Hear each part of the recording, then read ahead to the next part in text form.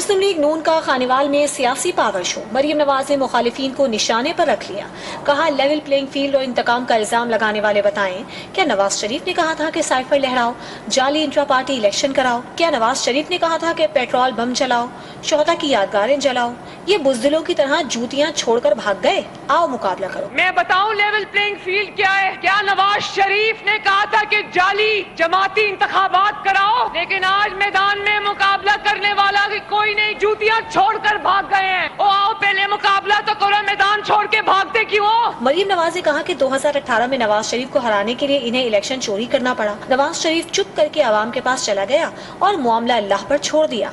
आज तुम्हारे साथ जो हो रहा है वो नवाज शरीफ का इंतकाम नहीं। 2018 में भी जब हर जगह धांधली थी, धांधली से इलेक्शन हराया गया नून लीग को। नवाज शरीफ को जब इक्तदार से निकाला, चुप करके अपनी आवाम के पास चला गया। मरियम नवाज का कहना था कि आवाम को मालूम है महंगाई के जिम्मेदार नवाज शरीफ और नून लीग नहीं है।